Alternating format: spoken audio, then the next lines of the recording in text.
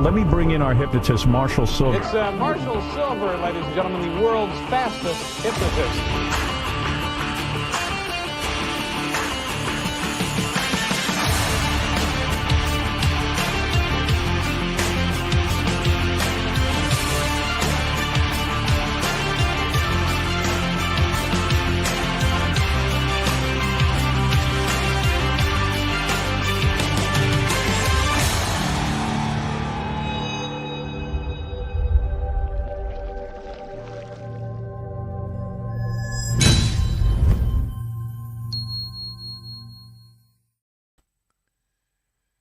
I don't know about you. I'm ready for cash, baby. And I got loads of it. It's not just here for show, baby. It's here for you. Hello there, I'm Marshall Silver. Welcome to this edition of Marshall Silver Live, where for 2 hours a day, 5 days a week, Monday through Friday, from 10 a.m. till noon Pacific, we not only change your life, we change your wallet too. And it's a real simple concept. As you may have heard if you've tuned in before, or maybe your friend who referred you to this show told you the deal. I'm not able to advertise my broadcast on Facebook. In fact, most social media platforms are certainly going to deplatform me sooner than later. We'll get to that in a minute. Before they do, though, my solution to the inability to run my ads on Facebook, and here's why Facebook won't let me run the ads. They think I'm a con artist. They think I'm a scammer. They think I'm a pyramid builder, as in pyramid scheme builder. And all of the above is absolutely true.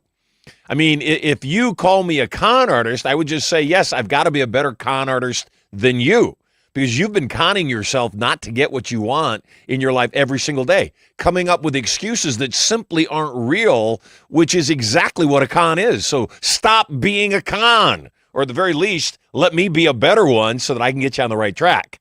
Some people call me a scammer. I am a scammer. I'd like to scam you into believing you can have everything you want. I'd like to scam you into the idea that love, which is the topic of the day today, isn't supposed to be hard. It's supposed to be joyful.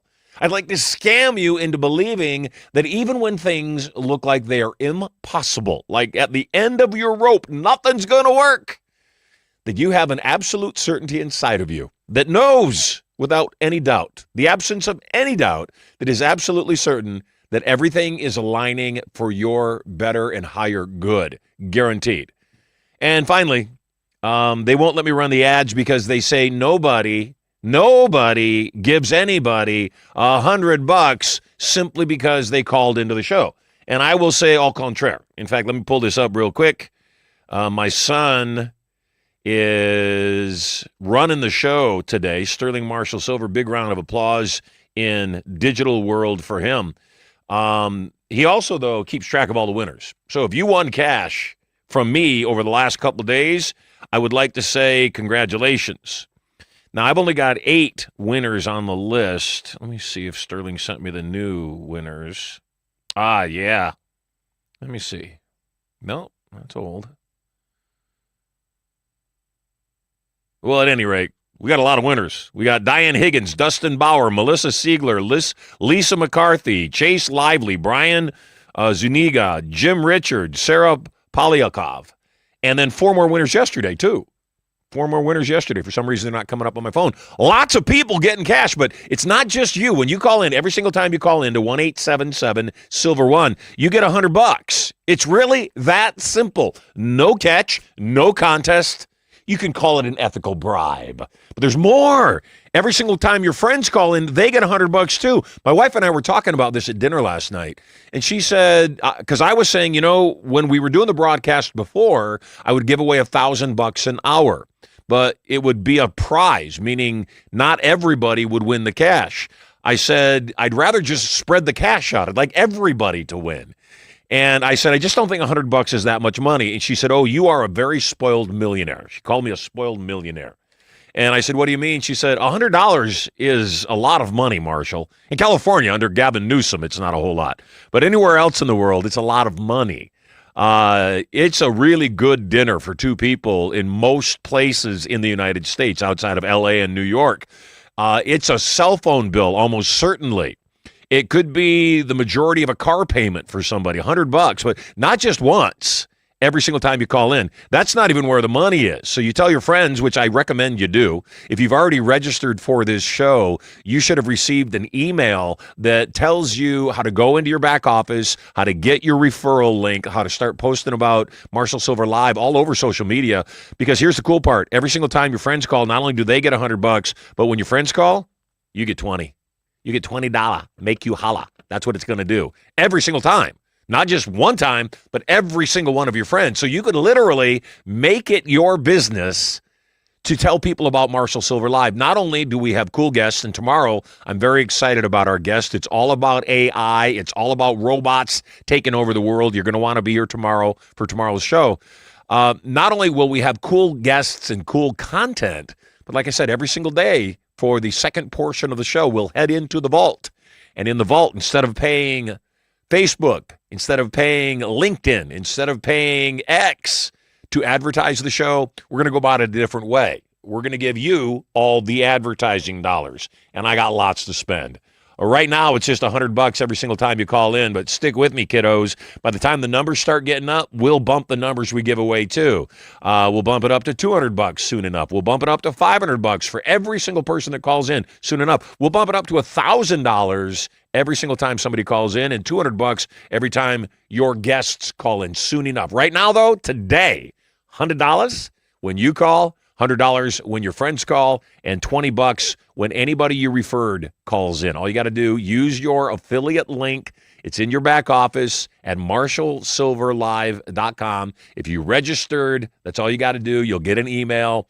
It's got your replicated link in it. When you share that link on Facebook, anytime somebody clicks on that, on LinkedIn, anytime somebody clicks on your link on X, it is absolutely coded to you, so you get credit. If you are an Inner Circle member, even better. Dustin Bauer, Jordan and Amanda Solomon, and everybody else watching the show right now. If you are an Inner Circle member and you refer people to this show and they in turn come to Turning Point, which they're going to sooner or later, you'll also get huge back-end commissions to the tune of 15 to 20 grand. How awesome is that? So what is today's show about? Today's show is going to be about relationship in a minute. Before I get to that, wanted to just point out an observation that I've been having lately. And that is things are getting better. Back in 2020, back when COVID started on the scene, I had a theater in Carlsbad. It was a historic 1927 theater. I'd put over $1 million into it. We finished it in March of 2020. Just finished the last ADA bathroom in March of 2020. And everything shut down. Over $1 million invested into the building. Everything shut down. And it broke. It was sad. In fact, it literally broke my heart. In 2021, I had open heart surgery. It was so devastating to me. And then, obviously, the election of 2020 that was 100% stolen, no bones about it, 100% cheated. More and more evidence coming out now. All the fabricated J6 BS that Nancy Pelosi and her team of hijackers utilized to certify a fraudulent election. Don't ask me what my opinion is. I'll just tell you.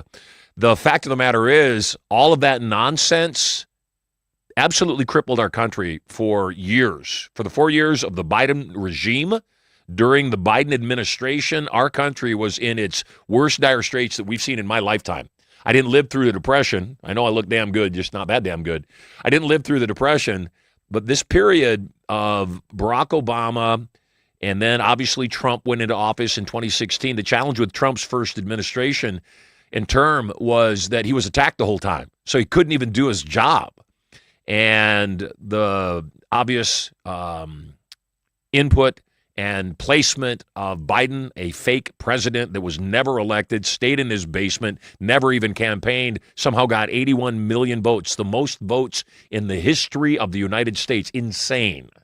So at any rate, through all that nonsense, though, one of the biggest challenges was everything going on online was being massively controlled. 5 days after Biden took office, it's been disclosed now, 5 days after Biden took office, they contacted all the leading social media platforms and told them, you will throttle back conservative voices.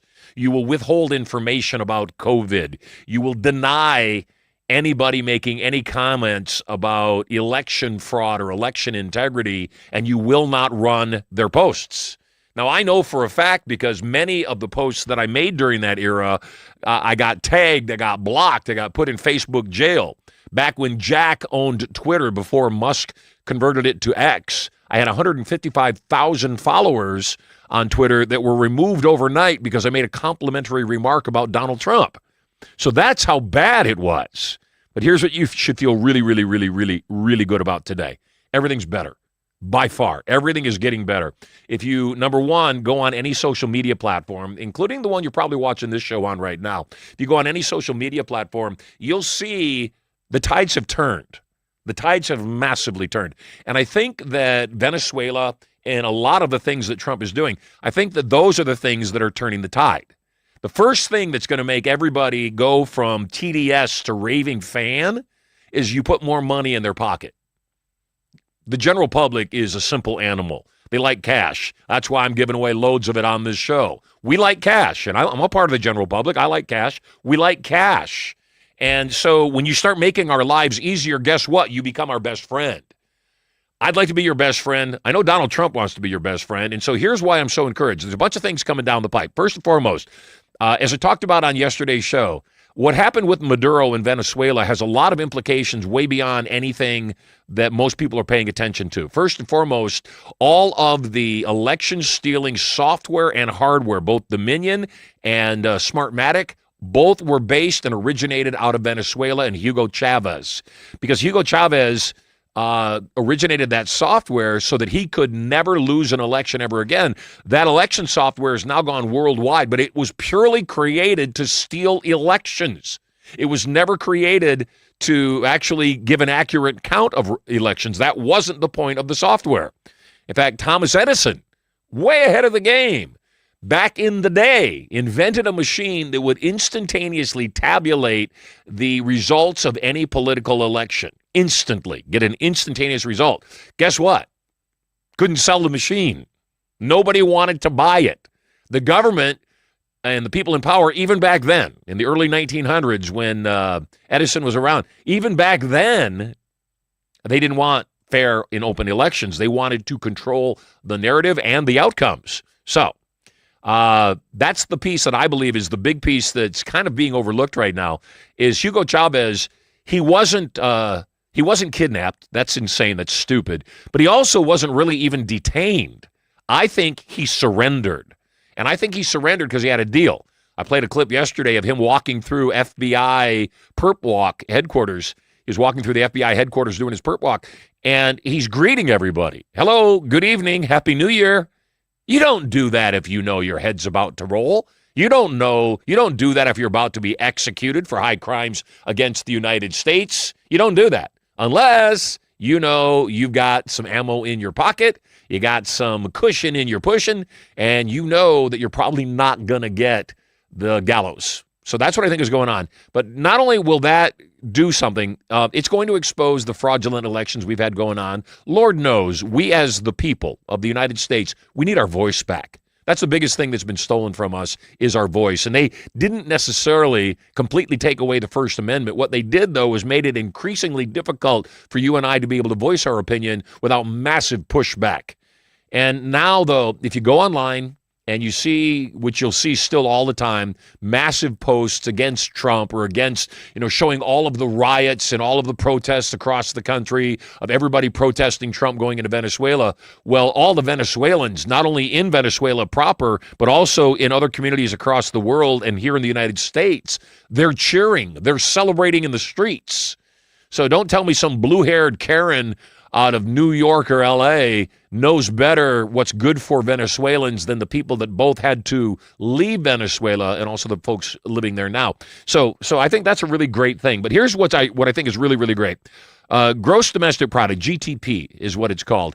It's basically the volume of goods being bought and sold, how much velocity is being created. GDP is up.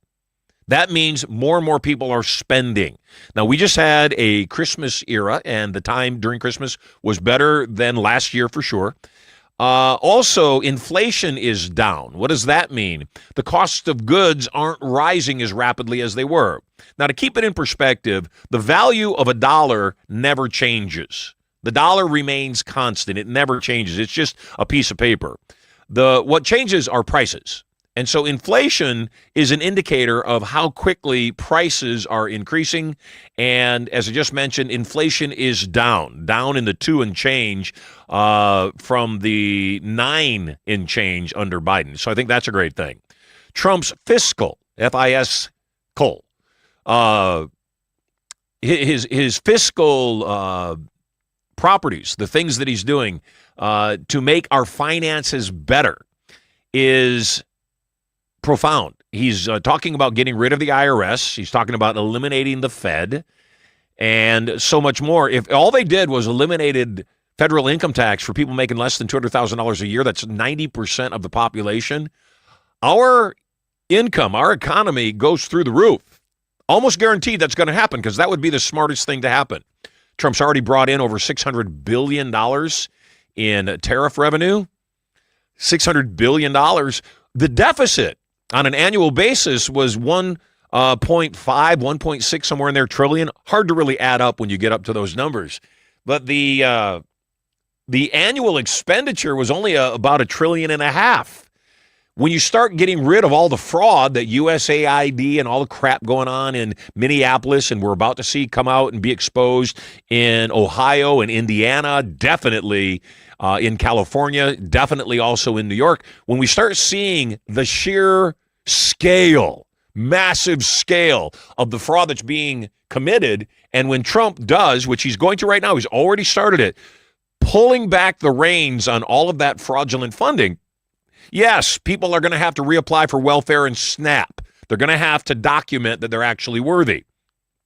I just saw a report yesterday that showed the percentage of immigrants coming from other country, whether it's Somalia or Uganda or Mexico or Colombia, it doesn't matter.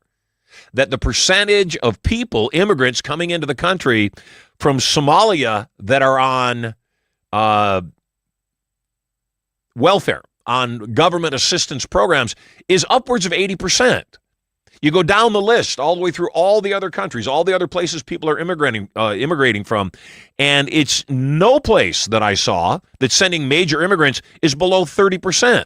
Most of them, right around 50% of the immigrants coming in, are on welfare. They're on SNAP. They're on government assistance of some kind, and that's just the legitimate assistance.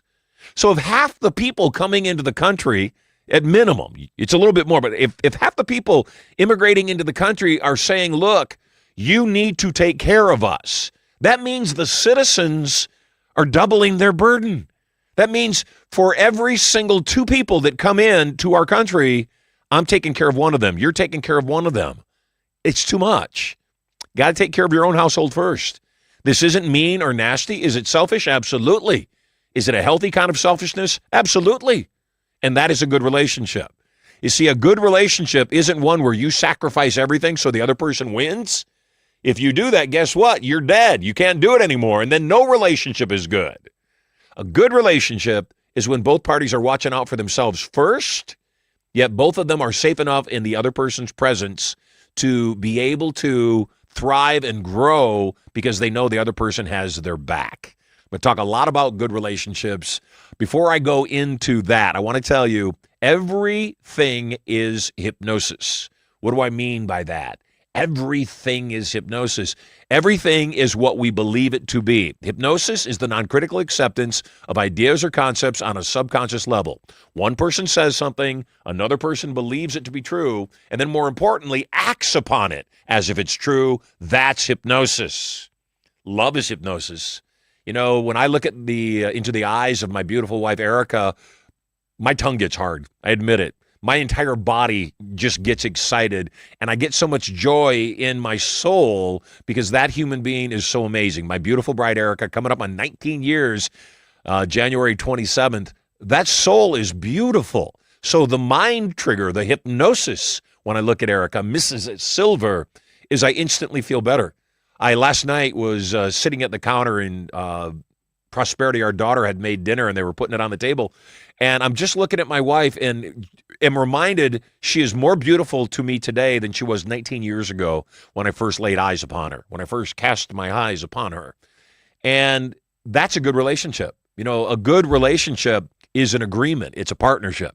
Before I get into the hypnosis of good relationships, here's a little throwback video from the past to show you a little bit of how hypnosis and child rearing might work together. This is my son Sterling and my son Maximus. Check it out. Here we go. Max, sleep. Max, sleep. Okay, sit up. One, two, Ready? three, wait. Here we go. Max, sleep. Sleep. Max, sleep. Ready? Sweet. Too much fun. Hey, if you're just tuning into the show, we're going to dive into the content portion of what we do every single day here, 5 days a week. But if you're just tuning in, if you just found me online and you're wondering why is there a stack of cash in front of me, let me explain it. It's a real simple deal.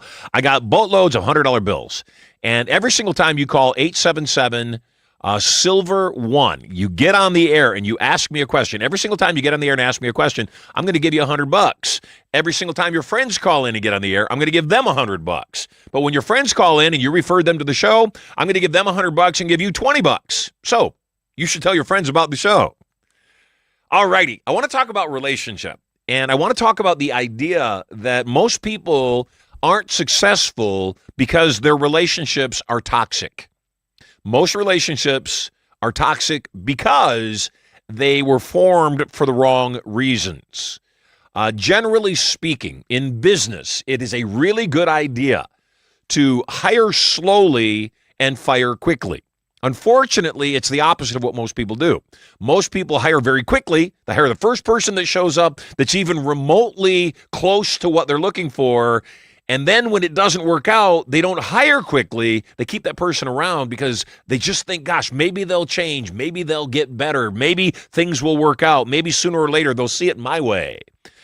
I want to start off by giving you a whole lot of ideas and suggestions and strategies for better relationships. The first thing I want to do is I want to tell you that relationships are built on agreements. And by the way, when you watch this show every single day, my recommendation is that you watch with a paper and a pen, or you take notes of some kind, because every single day I'm going to give you great information on how to live better.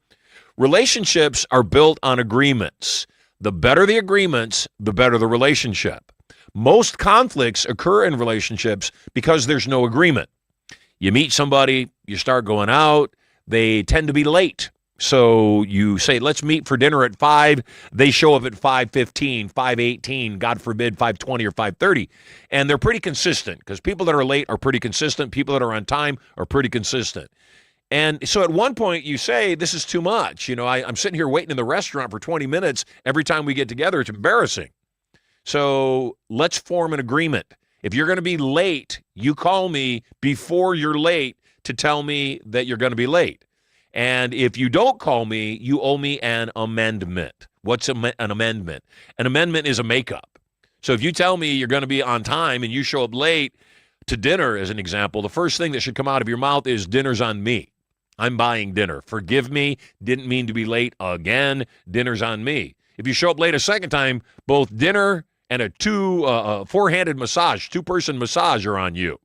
You show up late a third time because you didn't learn your lesson, I'd like a brand new Mercedes-Benz. Thank you very much. Now, I don't know about you. If my spouse was late and because they were late, they bought me a brand new Mercedes-Benz, I might call them up the next time and say, hey, why don't you just think about being late again? That's what I would do. But here's what a relationship is based on. There is no such thing as a relationship. That thing that we call a relationship isn't real. It's not a noun. It's a verb. Relating is what we have. We have a relating. We don't have a relationship. We think we are in a good relating, or what you might call a relationship, when we like ourselves when we're in the other person's presence. Let me say that again. We think we have a good relationship with someone else when we like ourselves when we're in their presence. I get near you, You make me smile. You remind me of what an awesome person I am. You compliment me on how I dress or how I look or my skill set. And I think we have a good relationship. People that are really good in relationship have a habit of pouring into other people. So one of the things that I want you to ponder is my friend Stephen Covey talks about something called the emotional bank account. What is the emotional bank account? The emotional bank account is the status of your relating. It's where you are when you relate. Let's imagine you relate to somebody. And most of the time you're together, things are decent. Every once in a while, they get on your nerves and you have a difference of opinion. Maybe you get angry at them. Well, every time that you're together and things work out well, that's like pouring into, making a deposit into your emotional bank account. But then you have conflict. Things go bad. Well, that's like deducting from an emotional bank account. Generally speaking, relationships don't fail because of big deductions. Somebody cheating or somebody being stupid or addiction or whatever those things are. Usually those will end up being a symptom of the breakup of the relationship. Usually what destroys the relationship, though, are the little withdrawals from the account, the little offenses, the not saying I love you enough, the not apologizing quickly the moment you realize you're wrong, not being conscious and thinking ahead and being considerate of the other person and maybe, predicting what their needs might be in advance so that you could solve them. This morning when I got out of bed, my beautiful bride was already out of bed. She was working out in the workout room at the beach house. I came downstairs, and not only was my cacao hot, the steamer had already been turned on, so it was already at heat too. So I got my cacao, went down to the steamer, took a remarkable steam.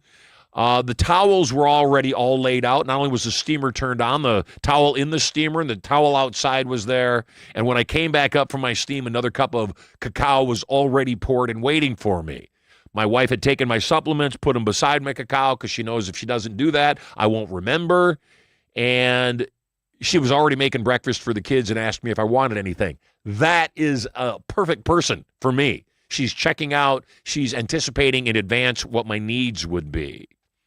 Relationships are built on agreement. The best relationships are without a doubt, no matter whether it's a business partner or whether it's a spouse or even with your kids. A great relationship is a great partnership, a great friendship.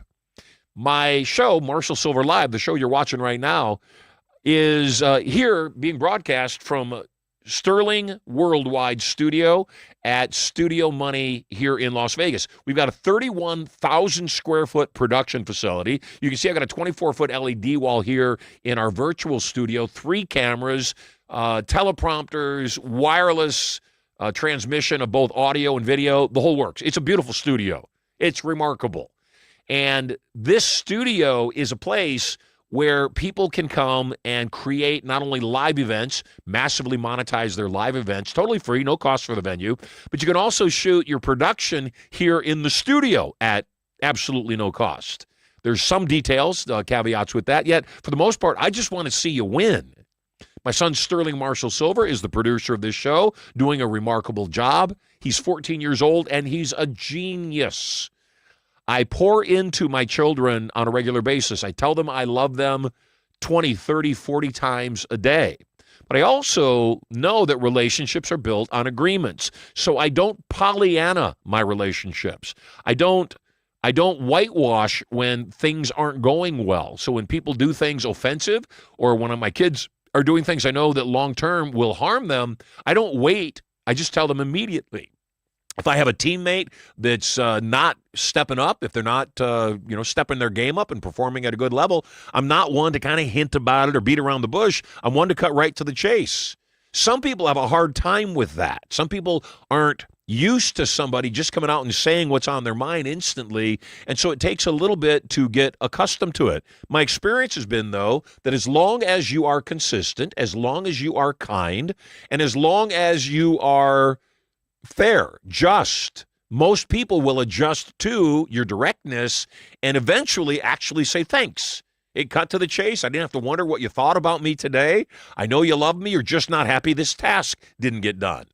I wake up in the morning and my wife and I are having a disagreement. First question I ask is, What do you want? It seems like we're disconnected. Is there something you want to share with me, or is there something you'd like me to do? What do you want? That phrase, what do you want, is about the fastest phrase to get you out of almost any conflict anywhere. Sometimes what people want is just to be heard. So, maybe my wife's upset with me and I say, what do you want? She says, I just want you to listen. That's a legit request. That's not bitching. That's just a legit request to be heard. Now, on the other hand, as a guy, I want to know, how long do you want me to listen? Because I'm all about fixing things. I'm all about, what's the logic of this? So she might say, well, I don't know how long it's going to be. Understood. She might not know how long it's going to be. In that point, what you would say is, all right, I'm here for you. I love you. And I'll listen to you for as long as you need me. Please be aware I got some other things going on. So if it goes past half an hour, I'm probably going to start feeling tense and be distracted. But I'm all yours for 30 minutes. What do you need? Well, I don't need 30 minutes. I just want you to listen. Okay, 15 minutes guaranteed? I don't know how long. Okay, 30 minutes max it is. Now you've got a parameter. You formed an agreement. Now, the distinction between an agreement and a boundary is an agreement is one that both of you make. Erica and I, we have a conflict resolution agreement. If we get into a conflict and the conflict is escalating and it's getting bigger and it seems like we're not getting to a solution, either one of us can yell timeout. What timeout means is an instantaneous 15-minute break. 15 minutes to go breathe, calm down, get recentered, ponder what you were talking about, maybe even reconsider the other person's point of view. 15 minutes later, we come back and we begin the discussion again. If it escalates again and one of the two people says time out, the next break is for an hour. We go and we take a break. Not for an hour and a half, not for 2 hours, not sometime later we'll pick it up. No, it's an hour. And here's why it's a half hour. Here's why it's an hour. Here's why after the second time, if it still is escalating, we agree to go to sleep and not be angry and get up and talk about it in the morning after we've slept on it. But here's the reason it's got to be a definitive amount of time, a half an hour, sleep on it, talk about it in the morning, is the person that calls timeout is overloaded. The person that didn't call timeout probably isn't. And their fear is that the topic, the matter, the conflict will never be resolved. So when you put a time period of when it's going to be reconsidered, the other person can feel better about that and better about the reconsideration. All good. In relationships, I want you to, if you're single, to become the person you want to attract. If you become the person you want to attract, then what happens is you start seeing that which you want to see in yourself all around you. Many times people will tell me, I keep attracting the same kinds of relationships. And my response is, maybe they weren't that way when they met you. Maybe you trained them. Maybe you taught them how to treat you and how to behave around you by what you allowed, by what you suggested, by even what you not just allowed, flat out tolerated, even the stuff that you don't like. So part of what we must do is understand the training cycle. Nobody calls me Marsh. You call me Marsh, I will ignore you. I won't respond to you. My name is Marshall. A marsh is something that squeezes between your toes when you walk barefoot through it. I am not a marsh. I am a Marshall. My son Maximus does not go by Max. If you say Max to him, he'll ignore you, just like I ignore you when you say Marsh. His name is Maximus, and that's what he prefers to be called. My point in all this is you've got to know what your impact on other people is. I want you to also, if you're taking notes, write this down. If you're single, never fall in love with someone's potential. Most people send their representative to the first few dates. Don't fall in love with someone's potential. Don't fall in love with who you think they might be. If you're in a relationship right now, I understand it may not be the one suitable for you, and you may be feeling stuck. Maybe you're married, and you say, gosh, the person I'm married to, I'm not suitable for. Could be. And my advice is, I'm not going to give you advice on that. My advice is you've got to decide. And my rule of thumb is if I find myself miserable more often than happy, I'm probably in a toxic relationship and I should transform it. And transformation generally means a new person. And the reason that it usually means a new person is if you don't fall in love with someone's potential and you break up with somebody and you go do your thing and then you miss them, you guys get back together, it's almost certainly going to be the same exact relationship.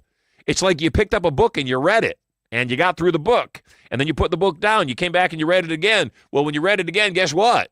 It's the same book. The ending is the same. So move on. Move on. I'd like to help you create the kind of a life that you only dream about as far as your relationships go. So I want to talk about men and women, and I want to talk about their needs in relationships and how they're different and how they're the same. First and foremost, I want to tell you that in relationship, men are about production and women are about attraction. What do I mean by that? When a man wants to get a woman in his life, what he must demonstrate is his ability to produce, his ability to protect, his ability to take care of the person that he seeks to have that relationship with. A man also, though, will define his identity on how well he produces. So if you take a guy that's got a great job or maybe got a good business and he's making decent money and some calamity occurs and he's not able to make the money, maybe he loses his business, you'll see a guy that looks like he's been neutered, a guy that looks like you castrated him. And he'll sit around, he'll become fat, he'll become lazy, and he won't produce anymore. You show me somebody that's producing at a high level, and I'll show you a highly motivated and, as you're about to find out, a highly sexed individual. The woman's energy is the energy of attraction. What does that mean? If I am a woman and I want to inspire a productive male to take care of me, and before I start hearing from you, Karen, yes, every single woman can take care of themselves. Every single man can take care of themselves. Nobody needs somebody else, yet isn't it nice?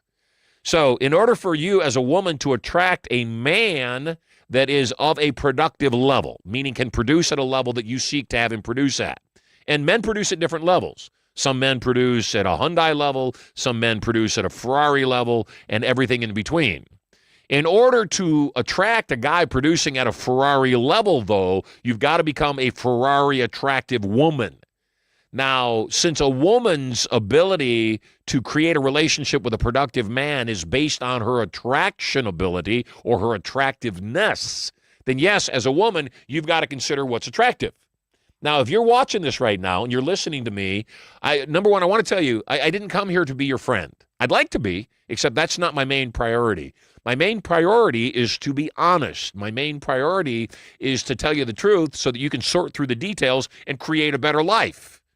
And the moment I say that in order to attract a solid, productive man, ladies, you must be attractive, there's some women that don't like that idea. There's some women that thinks that's very sexist and that it's something I shouldn't be saying out loud. But it's a fact. And here's what I think is the reason it's a fact. First and foremost, I didn't invent the rules. So don't get mad at me explaining to you how the rules are working. But I do believe in God. And I believe that God, in God's infinite wisdom, said, first and foremost, I know that we need to take care of people in a way that they'll take care of each other and take care of themselves. So he had to put all those elements in there. So if I'm a God and I'm designing human beings, and part of what has to happen is these human beings have to interact with each other just to perpetuate the race, then I've got to figure out a thing that would draw them together. I've got to create something that would make them want to be together. Now, I have lots of friends that are gays and lesbians. I have some trans friends too. And it's not about who you like. It's about the design of the world. And there's nobody going to tell me that a gay or a lesbian or a trans person is likely to reproduce. That's not what the circumstance is. In gays and lesbians, the parts don't procreate. And even if I am a man who's pretending to be a woman, I'm still never going to have a baby. It doesn't happen. If I'm a woman being a man, yeah, I guess I could have a baby. Kind of awkward, but it's possible.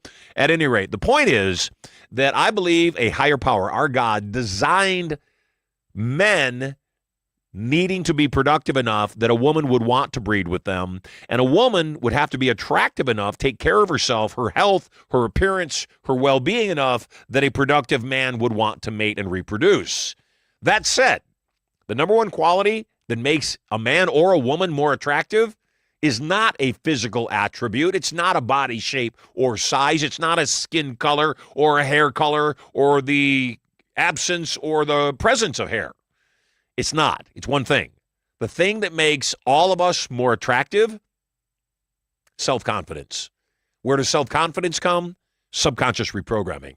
When we program our brain for confidence, we become more confident. It's that simple. When we believe that we have value to give to the outside world and that we're doing the world a favor by being in the world, when I walk up to a woman as a single man and instead of what's going through my brain being, gosh, sure hope she talks to me, when I walk up to a woman as a single man and my brain says I am doing her a favor by being in her presence, not in a cocky way, in a confident way. The difference between confidence and cockiness is confidence allows for greatness in other people. You can be all that you are and not have to pretend you're less to make other people feel better. You can literally be all that you are and lift them up. That confidence is going to be what makes you more attractive, whether you're a man or a woman. So the first thing that I teach people when I teach them about relationship is I teach them to love themselves. I teach them not in a narcissistic way to love themselves. I teach them to realize they're a gift to the planet. That's where I think spirituality plays such an important part. That's where spirituality, a love of God, allows you to love yourself in such a way that you are a better gift to the other people that are around you, particularly your romantic, significant other. So as we talk about men and women, and we understand that men are primarily of a productive energy, women are primarily of an attractive energy, then the question is, how do we play with each other? Well, the way we play with each other is understand and acknowledge that we have different needs and different desires. A few years back, I came across a book, and I read a lot. On any given day, I've got at least one, probably 2 or 3 books that I'm reading, and I love reading. I read every chance I get. I primarily read biographies and how-to books. I don't read a lot of fiction, although I like the occasional Harry Potter and Atlas Shrugged. I usually, though, read biographies and how-to books. And I study all the things that are important to me, sex, money, power. I was reading a relationship book a few years back, and I thought the book was spot on. I thought it was really accurate in its defining of men's needs and women's needs. The book, interestingly enough, is titled His Needs, Her Needs. His Needs, Her Needs. His Needs, Her Needs, and I think Sterling has put it up on the screen for you. His Needs, Her Needs. Willard Harley Jr., remarkable book. And he talks about his needs and her needs, and he talks about how they play. And so I want to start with his needs. I'm going to talk about men's needs. Top 5 men's needs in a relationship. If you're taking notes, start taking them now. Number 1 need for a man in a relationship. Number 1 reason a man enters an intimate primary relationship. Guess what it is? In fact, if you're watching the show and you're watching this live, go ahead and type in the chat what you think the number 1 need of a man is in relationship. Type it on social media. Type it in the chat. And I will take a look to see what you think it is. Denny Pearson says, a high-value man will choose a woman who can project confidence without a doubt. Ashay Shah, Marshall is a great influence that led to my strong personality. I'm so grateful. Yes. I don't see anybody telling me what a man looks for, so I'll tell you. Sex. Number 1 need for a man. Sex. Guess what the number 2 need is for a man? Sex. Number 3, sex. Number 4, sex. Number 5, sex. That's all there is. I'm joking. I'm just teasing you. I'm not teasing about the fact that sex is number 1, though. It is number 1. And sometimes women get upset with the idea that a man, that's all he thinks about is sex. Well, I tell you, the converse is not really that attractive. If he doesn't think about sex when he looks at you, guess what? He'll go get a dog. He doesn't need you anymore. So be glad that all he thinks about is sex when he looks at you. I cannot keep my hands off my wife. I admit it. I cannot. If I walk past her in the kitchen, I'm going to pat her on the butt. If she walks out of the bathroom and I'm in the bedroom, yeah, if she'll let me, I'm probably going to grab her boobies. I'm just going to do it. It's not that I think little of my wife. It's not that I disrespect her. I'm a man, and I'm a dog. And if she gives me her leg, I'll hump it. I will. And when you can start accepting that the idea that your man is turned on by your presence, it doesn't become any kind of a knock. It becomes a massive compliment. Oh, you just want me for my body? Well, yeah. Well, you don't want me for my mind. Well, I love your mind too, but could I have your body first and then talk about your mind? It's sex. And so any women that don't realize that unmet needs are going to get met sooner or later is going to be in trouble. Any woman that's squelching her man's sex drive in any way is setting herself up for failure. Napoleon Hill, in his book, Think and Grow Rich, devoted an entire chapter of the book, this world-renowned book on building wealth. Napoleon Hill devotes an entire chapter of Think and Grow Rich to the idea of sexual transmutation. What is that? Sexual transmutation is the idea that you can take turn on in sex energy and you can utilize it for creativity and productivity. Napoleon Hill studied the most successful men of his era, the Thomas Edisons, the Henry Fords, the Dale, he called him Carnegie. You might call him Carnegie. Dale Carnegie. He studied the most successful people of his time, mostly men, because that was the era in the early 1900s, and he discovered that all of them were very highly sexed. Makes sense to me. Take a look at modern times. Look at the people that are in power. Look at the people that are famous in entertainment, in sports, in politics, in industry. Elon Musk, what does he have, like 57 children? Donald Trump, yes, people give him grief. He's been married more than once. You should be married as many times as it takes to find the right person. Anybody that tells you otherwise doesn't have a clue. Anybody that says, oh, it's against God to get divorced. No. Jesus came, and in the New Testament, actually made it completely appropriate to divorce somebody if you'd reach the point of hard-heartedness. What is that? Incompatibility, a place where you're not happy more than you're happy. God wants you to be happy, and I'm absolutely certain of that, and I'm absolutely certain that you should be in healthy relationships.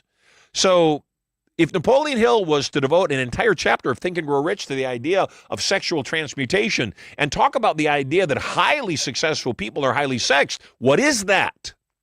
That high level of sexuality, that turn on, is what we would call charisma. It's that person that walks into the room, and the second they walk into the room, they don't even have to speak. It's the level of confidence that they carry themselves with that's so profound, they exude it. They literally pour it into the room, and people turn around and they see me when they see that person when they walk into the room, and when that person walks into the room, they're risen, baby. As my kids would say, they're risen. They got riz. And when they walk into the room, everybody turns and they look at them, and the conversations go silent. And that's a person you need to know. So how do we get to that place? First and foremost, you don't be afraid of turn on. You don't think that sex or sexuality or being turned on is a bad thing. You say, no, it's a good thing. Secondly, you also understand that being sexy is of a sensual nature. What is sensuality? Sensuality is being in touch with all of your senses. It's paying attention, of course, to how you look. Is your body healthy? Are you staying fit? Are you getting exercise in? Not only does exercise make your body look better, it also makes your spirit look better. Your mind is clearer. Your energy is more solid. Even if your body's not in a great shape, the fact that you're working out releases endorphins to your system, which will automatically make you more charismatic. What else does being turned on do? Being sensual means you pay attention to your sense of sight. You look good. It also means you pay attention to your sense of scent. How do you smell? Do you shower daily, or do you smell like cat piss on a regular basis? Are you paying attention to your hygiene? Do you have hair growing out of your nose or your ears? Or in my case, do your eyebrows grow so long that you could actually comb them straight back and have a full head of hair? Or do you pay attention to your grooming? Are your clothes clean? All the above. Number one need for a man in relationship is sex. Second need, because I realize I'm rambling on here, having a good time. I pray you're getting good use of this content. If this content is useful to you, by the way, please make a comment in the chat wherever this is posted. If it's on social media, if I'm on Facebook or Twitter or Instagram or wherever you're watching this, please let me know in the chat that you're digging the program. If you haven't already gotten your affiliate link so you can tell people about this broadcast, make sure you go to marshallsilverlive.com, log into your free account, get your free affiliate link, post it every single day that I'm broadcasting. Tell your friends all about the show. When you call in, you get $100. When they call in, which we're about to go to the vault in a moment, they get $100. But when they call in after you've referred them, you also get $20 every single time they call in. So tell your friends, get your link, repost this, share this show with other people. I'd like nothing more than to pay your cell phone, pay for your dinner, pay for your car payment every single month. That's all you got to do. Second thing a man needs in a relationship, he needs his woman to be attractive. Makes sense, right? If a man bases his identity on his ability to produce, he's going to say, have you seen my watch? Have you seen my house? Have you seen my car? Have you met my beautiful, attractive wife? So a man needs his wife to be attractive. I've already told you what makes a woman attractive is her confidence level. My wife was at a seminar and a woman stood up, asked me a question. She began flirting with me. It became pretty obvious to the whole room that she was flirting. My wife, Erica, was at the back of the room. The woman turned around and said, "Oh my God, Erica, I'm so sorry. I didn't mean to flirt with your man." And my wife, because she is secure in her relationship with me and secure in her attractiveness of herself, she said, "That's okay, honey. You make him hot. I'll take him home." That's sexy. Third thing a man needs in a relationship, he wants his woman to be his best friend. Erica is my world. She is the center of my universe. For good or for bad, she is everything to me. So my best friend is Erica. She has gal friends. I don't really have a lot of guy friends. I have a lot of guy acquaintances. I have a lot of guys that I would certainly take a bullet for. We're just busy producing, though. We're busy doing our gig. One of my best friends in the world is a magician. His name's Greg Gleason out of Las Vegas. And, man, I'd hang out with him every day. I'd play tennis or racquetball. I would talk politics and life and love every single day. Greg tours all over the world. He's one of the biggest touring magicians on the planet. He does TV all the time, got a TV special coming out. So even though Greg and I consider him one of my best friends, we don't really hang out a lot. So what a man wants from his primary relationship, he wants a companion. He wants his woman to be there for him. Fourth thing a man seeks in a relationship. And some of you ladies aren't going to like this. Bear with me. You're going to like the thing that you get in return. Fourth thing a man wants in a relationship, he wants domestic support. What is that? I want my cacao hot when I get out of bed in the morning. I want my steamer turned on. I want my breakfast, if I'm going to have breakfast, ready for me. I want the house in order. You don't have to clean it. You manage the house manager. You manage the maid. You just take care of that environment so that I can take care of the world. My deal with Erica is real simple. You take care of me. I'll take care of everything else. So domestic support is that thing. When I come home, I don't want to wonder, how do I feed my family? Now, I granted, my wife is a stay-at-home mom and a stay-at-home wife. She handles all of that because she supports me in being productive enough that she can. I know some of you watching the show, some of you ladies that are watching the program, you're working full-time just like your guy. I get it. I understand. And you are in a different circumstance. Maybe you're both paying the bills. Maybe you both need domestic support. I understand. Yet I ask you this question, ladies, and you can answer me in the chat. If you didn't have to work, if you weren't required to earn a living, doesn't mean you don't have outcomes and you don't have goals and plans and benchmarks of things you want to accomplish in your life. That's not the question. The question is, if you didn't have to make any money, if you had a relationship with a man that was a billionaire or even a millionaire and he could take care of all the financial side of everything, would you want that? 99% of all women that I ever ask that question say, absolutely, I'd want that in a heartbeat. Yes, I'd still keep doing my thing. I would still keep taking care of charities and contributing to people's lives. But yes, I would love to have somebody take 100% care of me. You ask men the same question, Yeah, some men, I'm sure, would say, gosh, I would love it if my wife was a billionaire and took financial care of me, except not most men. 90% of all men, even if their wife was a billionaire, would be even more eager to prove themselves and go out and produce on a very specific level. Fifth thing, the fifth thing a man needs in a relationship, and this is major, even though sex comes first for sure, it's to be admired. It's to be built up. It's to be encouraged to produce more. All the above. I know what you're asking me. If that's what men need, what do women need? Top 5 women's needs in a relationship, according to his needs, her needs. Guess what number 1 is? It's like sex. In fact, sometimes I think men believe women don't like sex as much as men like sex, and it's simply not true. Women love sex. What women need, though, is my friend John Gray wrote a book called Mars and Venus. Men are from Mars, women are from Venus. And in the book, the most profound thing he said, the thing that stuck with me in the entire book, was that men are microwaves, women are crockpots. And I would agree. In order for my wife to be turned on, it takes more than for me to be turned on. For me to be turned on, all I need is the crack of dawn. That makes me turned on. All I need is to think of my wife. She walks past me, done. I'm already, my tongue's getting hard. So in order for her to get turned on, though, it's a crock-pot process. It's a love text message in the morning. It's a, oh my God, the things I'm going to do to you email during the middle of the day. It's a Post-it note that I left hidden in her underwear drawer that says, oh yeah, wear the purple ones. I can hardly wait to see you. It's all those things that heat the crock pot up. It's the pat on the butt when I walk by. It's the whisper in the ear.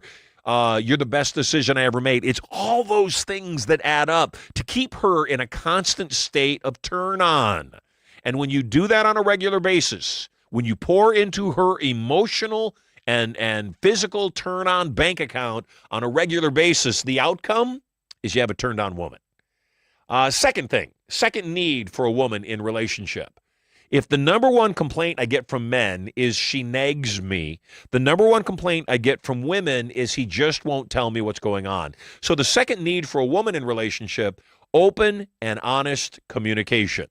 Open and honest communication. She wants you to tell her what's going on. You know, sometimes when I come home from a long day at Studio Money and I'm hanging out with Erica, I don't want to tell her what's going on. I don't want to burden her. I don't want her to have the same grief and tension and anxiety that I'm going through to solve our dilemmas. So I don't want to tell her what's going on. Most women, though, if you don't tell them what's going on, they immediately assume it's got something to do with them. So I am in the habit of telling Erica what's going on, even when I don't think she can handle it. Honey, what's going on? I'm dealing with some stuff with the landlord over at Studio Money, or I had a major client that's given me grief, or this happened or that happened.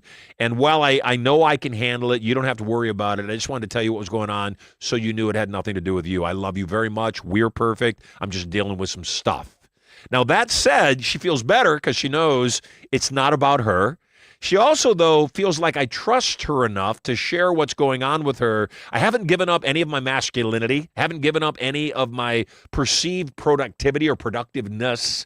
I've just said, look, I got this crap going on, and I'll deal with it. I'm man enough to handle it, but that's what's going on. More times than not, my beautiful, brilliant, sexy, smart, amazing wife will have input that's useful. All I got to do is share it with her in a way that's easy for her to understand.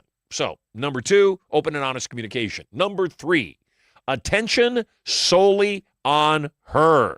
She wants to know she's the top of the throat slashing order. She's number 1 in your world, above the kids, above your work, above you even. She wants to know that she is the queen and she is the most important person, top of that throat slashing order. Number 4, financial support. My relationship with my wife is real simple. She takes care of me. I take care of everything. Erica has a salary. She draws a salary from the company. She's not required to do anything, and even though she's not required, she does way more than she's paid for, way more. to protect us, our businesses, and our opportunities.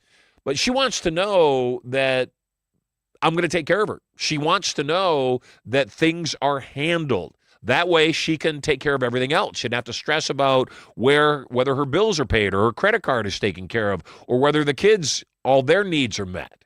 And then finally, she wants family needs. She wants the family values to be right up there. And I don't know what the family values are at your household. In my household, apparently the family values are dressing up in costumes. And whether it's a birthday or Christmas or Halloween or, I don't know, a Friday, we dress up in costumes a lot because my family likes that.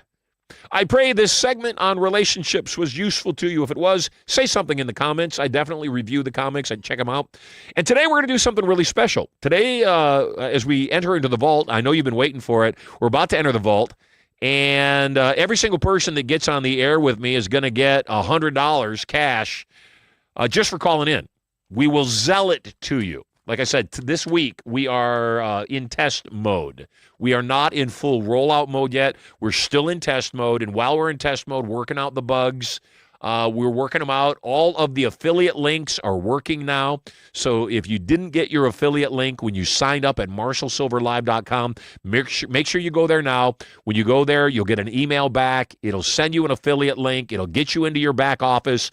In your back office to promote Marshall Silver Live so you can make $20 every time your friends call in and $100 every time you call in. When you go into the back office, there's some pre-created graphics, posts that you can use. Your link is back there, so that when people click on the link, they're automatically coded to you. And if you're an Inner Circle member already, not only will you get $20 every time your friends call in, you'll also get some pretty hefty commissions on the back end when they join us in Turning Point. So here's what I'm going to do differently today. Today, we're about to enter the vault, but today, not only will we enter the vault and pay you $100 every single time you call in, but I'm also, every single person that calls in today on today's show, going to give you 2 tickets to Turning Point, 2 $3,000 tickets to come join me at Studio Money, meet me live, let me hypnotize you to get all the crap out of your head, put all the good stuff in so that you can have the life that you've always dreamed of. So 2 things we're going to do. We're going to take a short break. We're going to play a video showing you all about Turning Point, and then we'll play the intro video to join me in the vault, where I'll start giving away boatloads of cash, baby. So check out this video so you can see the Turning Point you're about to attend, and then I'll meet you on the other side in the vault. Turning Point. A total change in direction for the better.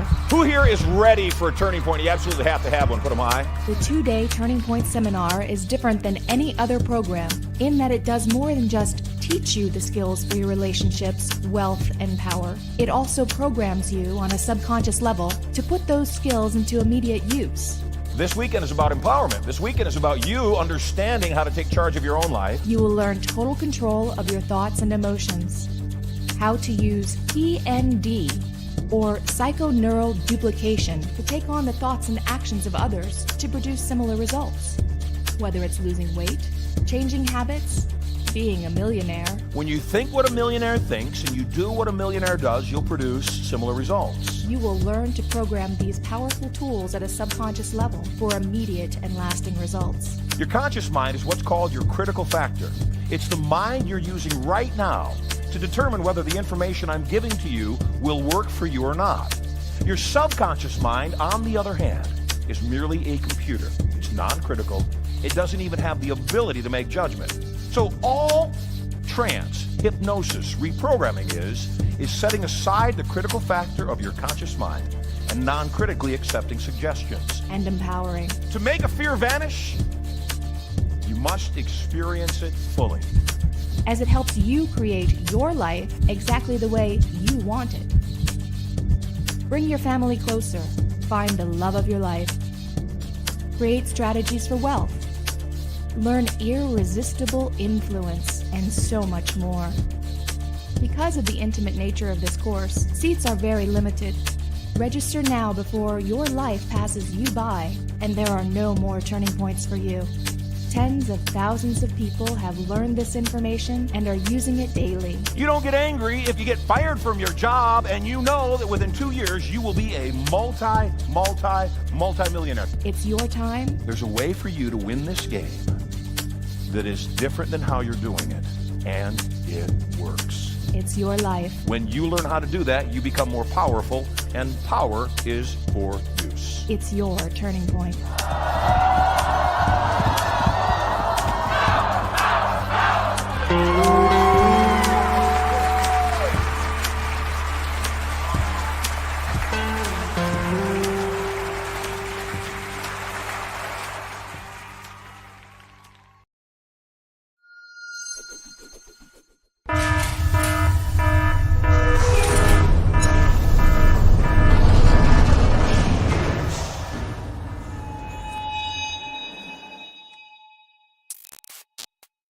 Yeah, we're back. We're in the vault. And you know what that means? We're about to open up the doors and give you the cash that you seek right now. All you got to do, call 1-877-SILVER-1, and you'll get into the show. You'll be able to leave a message, let us know what you want to chat about.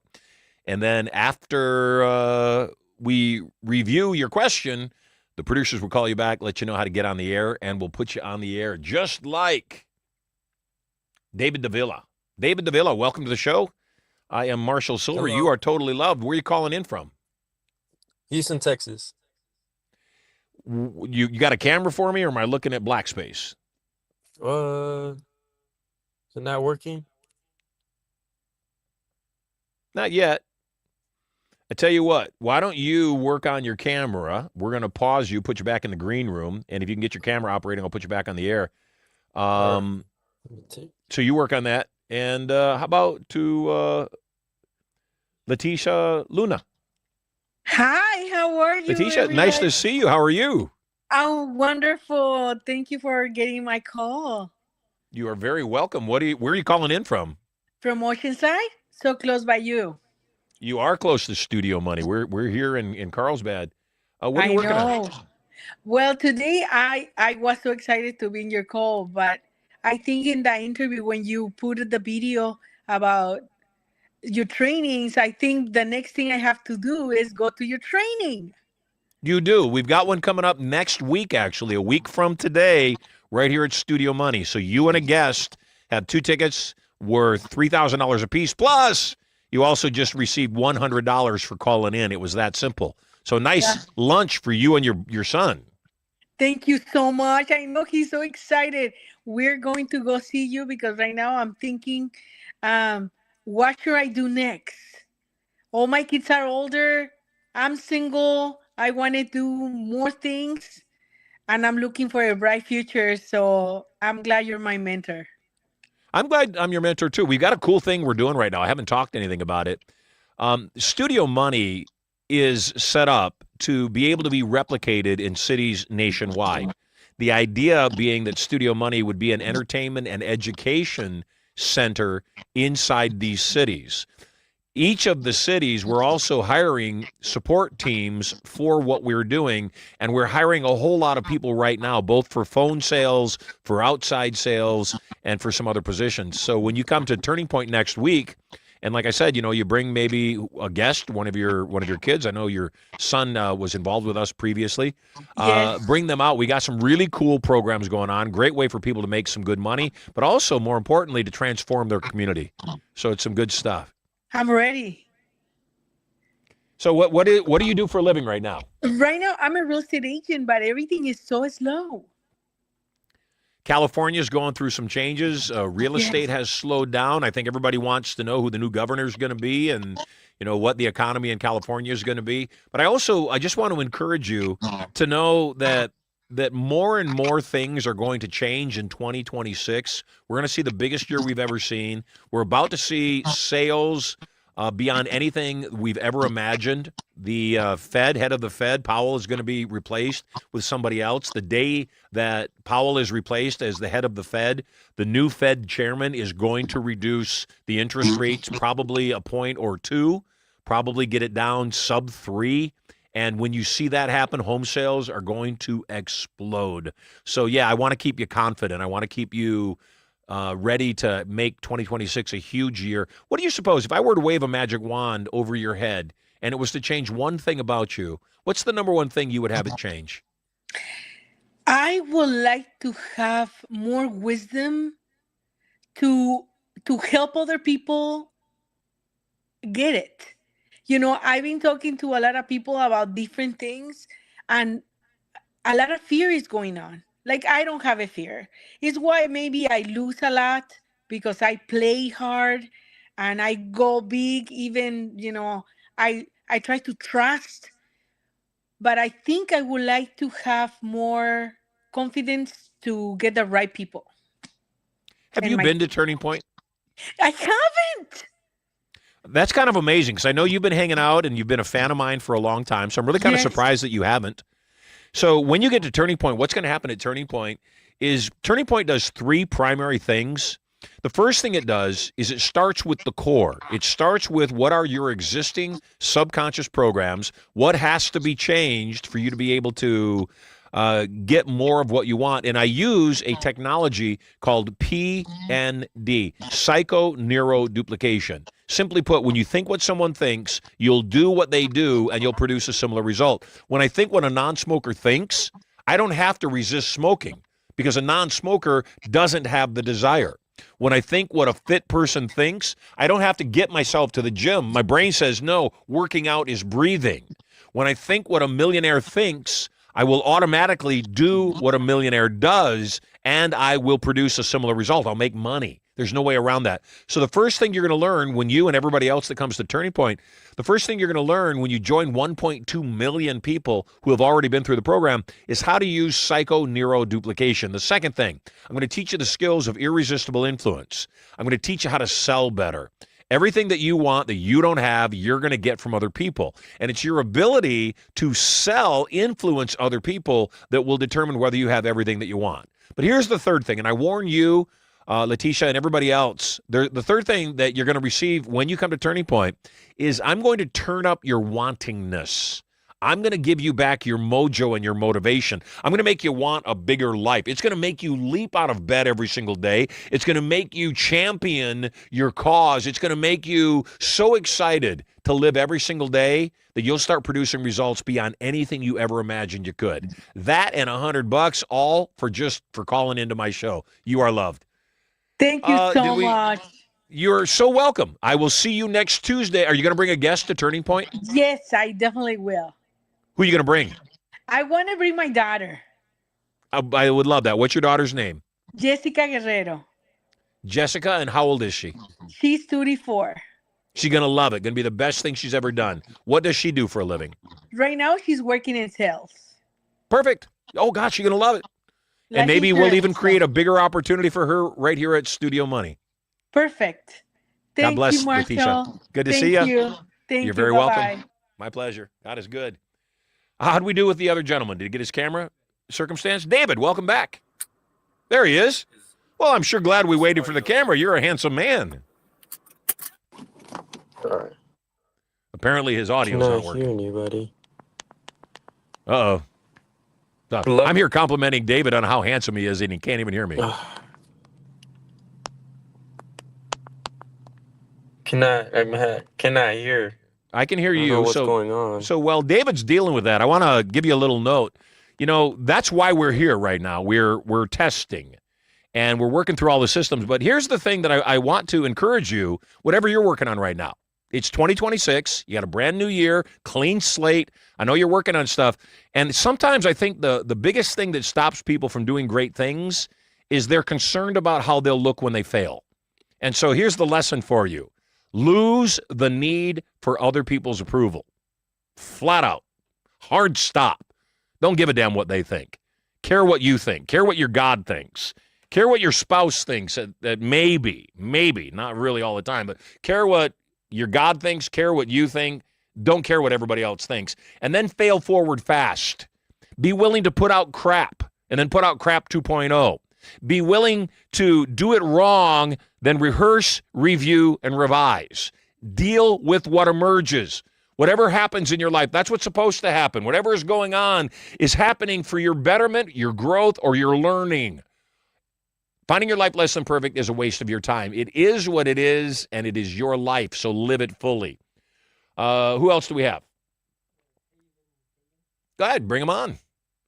Yeah, I need a monitor, a cheap monitor, so that I can see the name of who we're bringing on before we bring them on. Hello, Haven. Hi, how you doing, Marshall? I am always awesome. Where are you calling in from? I'm calling in from New Orleans, Louisiana. You must be a friend of Angela. Yeah, yes. I know. Well, yeah, that's my auntie. Yes, Angela has a lot of relatives, I've noticed. Yeah, we're a pretty big family. Yeah. Oh, that is awesome. So I notice you're walking. Are you walking through your house? Yeah, my family house, my father's house. Lovely. What do you do for a living? I'm currently in school right now for computer science. I'm a senior, have 2 more semesters. Senior in college or a senior in high school? Senior college. Fantastic. You look young, so I didn't want to assume. Yeah, I'm 21. What's your question? Well, my question was towards the financial, but as I watched the show, I came up with a different question as far as relationships. So you said one of the key things that you look in a woman is confidence, and I'm pretty young. I haven't had too many relationships, but as I'm navigating through life and in college, what is something as a college student, something that I can find in a woman to really like have to be stand out, like have a where do I look into a woman that stand out? How old are you? Right now? I'm How old are 21. you? 21. 21? Yeah. How much money do you have? Right now I'm a research assistant at the school. So not a lot, right? Not a lot right now, correct? About $2,000 a month. Yeah. Okay, so you're still building your life. So here's my advice. Don't even think about women. You can't afford women yet. You can't afford to be distracted yet. That should be the last thing on your mind right now. What should be on your mind right now is everything to do with finance, establishing your financial stability, even while you're in school, creating an opportunity for your passive income to pay all of your bills. I hate to say it, but there's certain things I would do differently in my life, and one of the things that I would do differently is I would have worked on financial security before I ever thought about relationships. I would have said, certainly date, have fun, get touched, but do not worry about a long-term relationship right now. If it happens, God bless it. Except what you should be working on right now, Haven, is figuring out who am I and who was I on the day that I was born. That's what you want to do. Your vocation, your profession, what you do to make money is the majority of your life. It's the longest period of time in any given day for an adult. So if the thing that you do to earn a living, to feed yourself, to clothe yourself, to house yourself, is going to take up 8 hours a day, which almost certainly it's going to, if it's going to take up the majority of your life, number one, you better find something that you love. Number two, you better find something that fulfills you while you're looking for a relationship, because a relationship will either make you way more than you ever thought you could be or absolutely destroy you. It's not make you twice as much or half as much. No, it'll annihilate you. The wrong relationship will set you back years. So right now, because you're not yet who you're going to be, my recommendation is you don't find somebody that's in alignment with who Haven is today, because that person may not be in alignment with who you are going to be soon. Your auntie, Angela, she is the kind of a person, and when she was on the show yesterday, we talked about the fact that she is massively giving, always thinking about other people, and always putting other people first. And my recommendation to her was to read a book by Ayn Rand called The Virtues of Selfishness, and that she should read that book because it's not wrong to put yourself first. It's smart to bring the best possible you that you could be to any other relationship. And if I were you, Haven, I wouldn't be thinking about the ladies, having a good time on a Friday night. Yeah, maybe. A relationship, furthest thing from your mind until you're in your mid-20s and you firmly establish yourself and you're making $50K a month. then you'll have your pick of whatever you want. Then you can come from a place of strength and not a place of weakness. All of that said, should the most ideal best friend, partner come into your life, maybe some girl you meet at school, some woman you meet when you're out and about running errands, if you meet that ideal person and you're on your path and you keep looking off to the side and they keep staying on that path right beside you, yeah, that's a person I'd spend time with. But I also would want that to be a person that also wanted to get themselves established, because two halves do not make a whole. They make two halves. And two half people aren't going to make a healthy relationship because neither one of them knows what they're doing. Okay. So I get an inkling you might have just called me to make $100. Well, I've been That'd be yes. That'd be yes. I've been tuned into the show. I actually been liking what you've been saying. It's been some good stuff, man. Hey, you know, for whatever it's worth, it's okay if all you did was got clever, gave me a good question, and called in for $100. I still joyfully want to give you $100. So congratulations, you got $100. It'll be in your Zelle account by the end of the day. And not only that, your auntie also just made $20 for telling you to call into the show. So how cool is that? That's amazing. Thank you. Have a nice crawfish boil down there in Nolo on me, and call back. Tell me all about it. I'll be jealous. All right. Will do. Thank you. God bless, my friend. Yeah, you know, that's a big deal. Obviously, my son is in here producing the show right now, and I care about my kids. I want them to have happy, healthy, fulfilled lives. I also think that most people would be well served to not really think about relationships till they're at least in their mid-20s. And that's not saying put it off. Don't fall in love in your teens. No, God bless you. Should you fall in love in your teens? That's awesome. But I really think that you need to focus on making yourself a better person before you even think about bringing anybody else into your life. And if you'll do that, what happens is you bring a better partner to the partnership, and you should become what you most want to attract. Looks like David worked out the bugs, so welcome back, David. I was complimenting you on how handsome you were when you couldn't hear me, so welcome back. Can you hear me now? Oh, I can hear you. So I was complimenting you on how handsome you were before you could hear me. You know what's funny? You said the same thing when I met you in Vegas. Well, it's because you're handsome. Thank you. Where did we meet in Vegas? We met at Turning Point. It was 2024 in the summer. It was in, I believe, July. And I think you know him. His name's Nam. Yeah, Nam Do. Yep, Nam Do. Nam does, and Nam's awesome. Nam represents a Korean skincare line that is remarkable, and also is my sole provider of Oregano Gold coffee. Oh yeah, that's what he's known for. Yeah, Nam is a rarity. He's this unique human being. Another kind of an aside story. I needed somebody to drive a vehicle from Las Vegas, my Las Vegas home, to my Carlsbad home. And Nam contacted me. He was living in Colorado. He said, I'll drive the car for you. He comes out to Vegas, and he drove from Colorado to Vegas without sleep, has a dinner with me, and says, you know what, I really just want to get on the road right away and get this off to Vegas. He'd already just driven from Colorado to Vegas and wanted to immediately get in the car and drive the car to Southern California. So he's getting in the car. And maybe I'm going to tell this because I'm committed, I guess, to the story. He gets in the car, and I hadn't even asked him for ID. He could be anybody for all I knew. And so I said, hey, can I see your driver's license before you take off? And he says, I can show you my ID, but I don't have my driver's license with me. I said, here's a brand new Mercedes-Benz for the guy with no license. Good luck. And he said, yeah, I really like to drive fast. I said, don't drive too fast. Just get there safely. That's all I asked. But Nam got the car here safely. In fact, it's the Mercedes-Benz that's in the studio. So when you come back to Studio Money and do Turning Point again, which I highly recommend you do next week, there's a brand new, got less than 250 miles on it, Mercedes-Benz SVU in my studio that we are going to be giving away to somebody that attends Turning Point. So great. What's your question?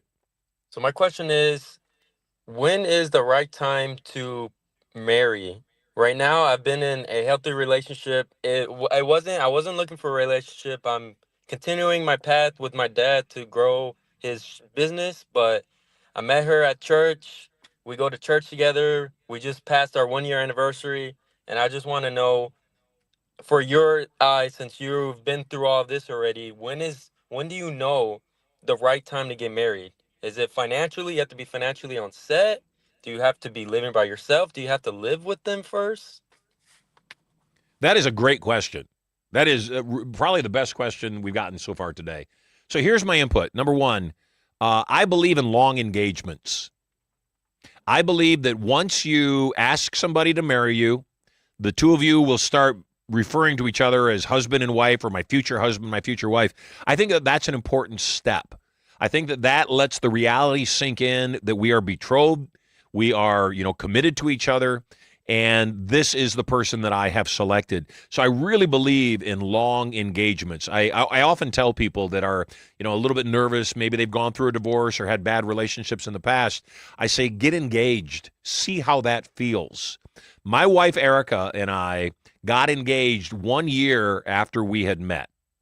And we were engaged for 6 years after that. We were engaged. But from the moment I asked her to marry me, I called her my wife. I would introduce her as my wife. She would introduce me as her husband. We got married 7 years to the minute of the moment I laid eyes upon her. So I met her on January 27th, 2007 at 9:07 a.m. We got married on January 27th of 2014 at 9:07 a.m. So number one, you should be engaged for a long period of time. If you guys have been together for a year and it's harmonious and you believe she's the one, yeah, I would ask her to marry me now. Number two, have a prenup. Even if you don't have any money, have an understanding if this doesn't work out, what will happen. If you don't have a prenup and you guys have, and I would love you to have, of course, great success and you make great amount of money, if you don't have a prenup, the attorneys are going to get a large portion of that cash. So make sure you have a prenup. Number three, don't marry anybody that you wouldn't want to have complete and total access to everything you own, because that's what you're entering into is a partnership. Some people have partnerships, and because they both have a lot of net worth, they say, hey, I don't want to share my net worth. Then don't get married. There's no real benefit to getting married unless it's what you both want. There's certainly not much of a benefit to men in getting married. The moment you get married as a man, you have to realize you're giving up all that you own instantly. Even if it works out, you've given it all up. But if it doesn't work out, you've probably given up all you own and then some. So there's no real benefit to a man getting married unless he's 1,000% sure it's the person he wants to spend his life with. So not only were my wife and I engaged for 7 years, the day we got married, we already had 2 children. And all 4 of us got married. Best decision I ever made. We have a prenup. I have no idea where it is, nor do I care. Erica, my wife, is a partner in everything that we do, and ultimately she owns all the assets. I don't own anything. So when should you get married is not it's not a time frame answer. The answer is when you're financially settled, because if you're not financially settled, it's too much stress on a relationship. So my recommendation, if you're not already married, wait until you are financially secure. Don't fall into the illusion that a diamond is a measurement of love. No, it's not. It's just a great ad campaign by De Beers. So don't think that a rock is going to make any difference. When I asked my wife to marry me, I actually gave her a cubic zirconia ring. After she said yes, and we were in a private moment, I said, that's not a real diamond. That's a cubic zirconia. I don't want you to be misled. She said, I could care less if it was sugar. I don't care if it's plastic. I just want to be your wife. And she wore that cubic zirconia ring for the 6 years that we were engaged, and I didn't have a new ring made for her until we actually got married. So one of the things that I would tell you about relationship and about marriage specifically is you're entering into a partnership. So if you never get married like Goldie Hawn and her husband, you never have to get married. But if you want to get married, here's the ultimate reason that Erica, my wife, and I got legally bound is if, in fact, you end up making boatloads of money and you want to be sure there's no challenge in probate, then yes, I would say that would be a reason to be legally married, but you don't need to be legally married to have a wife. You can proclaim her as your wife, and I frankly think that's a really smart place to start. That's a lot of good advice. I like that. How did you find out about this broadcast? Actually, through I'm on Facebook, like literally for Facebook Market, but I had added you after after your event. I was like, well, let me add this guy on. Let me add him on Facebook so I can keep up what he's saying. So I keep up what you're saying, about your political standpoint, which I agree on everything that you say. And I just saw that. I was like, well, let me join in. So I've been joining in, just listening. And I didn't realize. I was like, well, let me call about my question, because I have some pretty serious questions, and I always have good questions. That's one thing about me. I always have a good question to ask, but it's just about that was asking it. certainly a good question. Great you. stuff. So you get $100, and you're a network marketer. Tell all of your network marketing friends, grab your affiliate link in your back office at marshallsilverlive.com and tell all of your friends to start calling in, because not only will they get $100 every single time they call in, but you'll get $20 every single time they call in. So it's a great way to tell people to fill up their brain with good information, yet also make some money at the same time. How cool is that?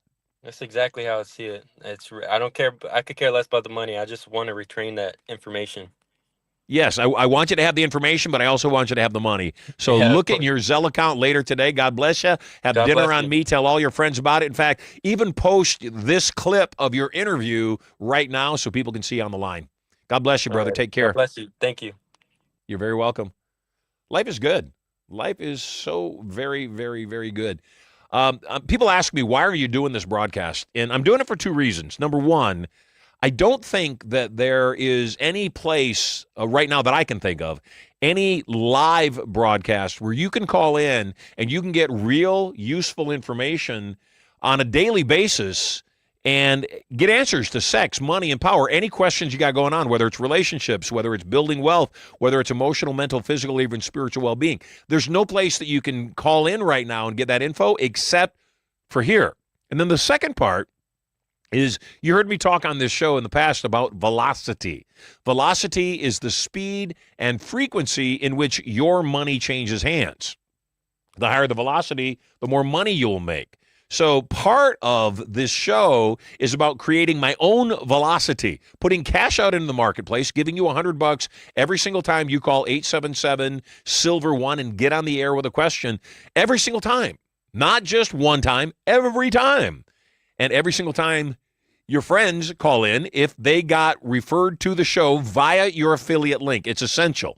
Don't just tell them to call in. Make sure they call in after they're registered, because that's the only way they can, but make sure they register with your affiliate link. That way they're coded to you. That way when they call in, you get $20, they get $100, everybody wins. We're actually doing great on calls today, so we're able to get through a bunch. I see Joy Grace Harmony is on the air, and she was here yesterday. She was on the air yesterday waiting. Oh, she called in yesterday, left a note. Okay, so we're going to make sure we get to you, Joy. I'm going to get to Aaron Carter first, and that is Carter with a D. Yeah, my first Not to be confused with Aaron Carter, the musician. No, I can't sing. Don't ask me. As long as you love me, at least. So, You're my where are you I'm your calling in biggest from? fan. I'm up here by the Grand Canyon, Arizona. Ah, lovely. How did you find out about the show, Aaron? I was sitting on Facebook. I saw your face pop up, and I said, I need to listen to this, man. Well, I like it. I see you've got one of my favorite movies on a poster behind you. The way of life, man. Yeah, no doubt. And I thought Kurt Russell should have won an Oscar for that. Certainly, did Val Kilmer win an Oscar for that movie? He got a lot of notoriety, and you're absolutely right. The restraint that was shown by the larger stars in that show was the biggest performance there was. Kurt Russell could have gotten out of control, and he didn't. And it was a great show because of it. Now, he's a brilliant actor. And so many of the things that he's done have been brilliant. But what's the number one line from the movie? Well, let's see. We all have a bunch of them. I would have to say, Val Kilmer Huckleberry. says it. Yeah, that's the line. I'm your Huckleberry. And my understanding is that he didn't actually say Huckleberry. He said Hucklebearer. And this little piece of trivia. I saw a little piece of that on the news the other day, and I only caught the tail end of it. I'm dying to Yeah, find so out. here's what the trivia is. The huckle is the handle that's on the side of a coffin. So if somebody is your huckle bearer, then he's actually the guy carrying your coffin to the grave. I understand. That's my understanding of what the line actually was. Not huckleberry, which is what I thought it was. I understand it's hucklebearer. So little trivia, little life lesson, all here at Marshall Silver Live. What's your question? What do you do, by the way? What do you do for a living? You know, I'm a carpet cleaner now. I was a truck driver for 26 years. I looked around, it wasn't fun anymore. And before I was driving, I was doing furniture and area rugs in California and did pretty good. So I decided I'd change it around. I'm interested in hearing about how, as probably the most influential small businessman there is, how are you positioning yourself for this big, beautiful bill? And what's moving forward as far as advantages for small businesses? Velocity. That is the key word. That's what makes an economy good. And velocity, once again, is the speed and frequency in which our money changes hands. When you, as a carpet cleaner, have lots of business, you make more money. You go out and you buy a car. The guy that sells cars now sold another car, so he goes out and he buys a house. The person that sells houses makes a commission, so they go out and they buy clothes. The person that buys clothes makes a commission, so they have their carpets cleaned. Velocity is the speed and frequency in which our money changes hands. Here's what the big, beautiful bill does, among other things. There's a lot of things that it does. But the number one thing that Donald Trump is focused on right now, more than anything else, is cash flow inside the United States.